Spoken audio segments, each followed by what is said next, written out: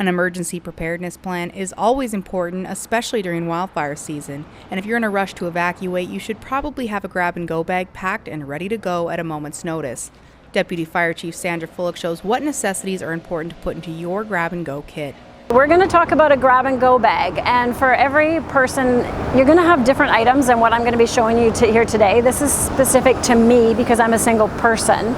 If you have a family of 4, you have younger kids, older kids, you have grandparents, you have pets, you're going to have different items in your go and grab bag, but I'm going to give you the basics of what you really should have that are quite important in here. It's warm right now. You need to have some type of a jacket or something just in case the nights are cold, because you never know where you're going to end up. You need a first aid kit.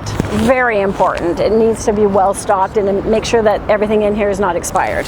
Always have a spare set of keys just in case. You never know if you can get back to your vehicle, or if you find your vehicle or anything. Spare set can always be helpful.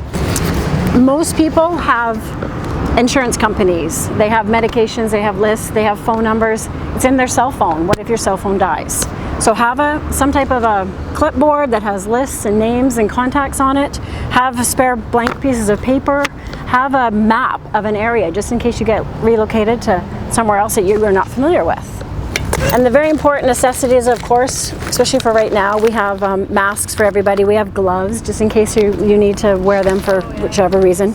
If you can find one, it's always helpful to get a transistor radio, an AM/FM radio, because you can listen to broadcasts. You might not get access to the internet.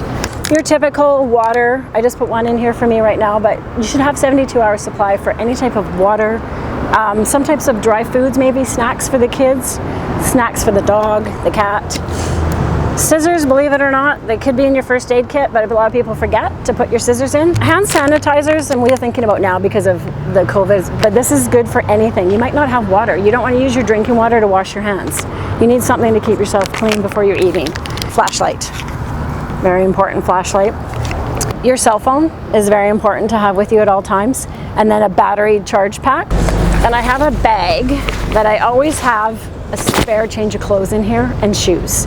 And I have it in a waterproof bag so that just in case everything gets damp and wet. And I have eyeglasses in here as well, because so many people forget that you need your reading glasses. So very important if you are a family of 4, family of 6, something in this bag needs to be for every one of them. The one thing that's really important about your grab and go kit, if you have one at home but you're at work, do you have something that you can take from work to meet your kids or your family elsewhere? And they might be separate from you for a couple of hours. So you might want to make 2 just in case. And that's the majority of it.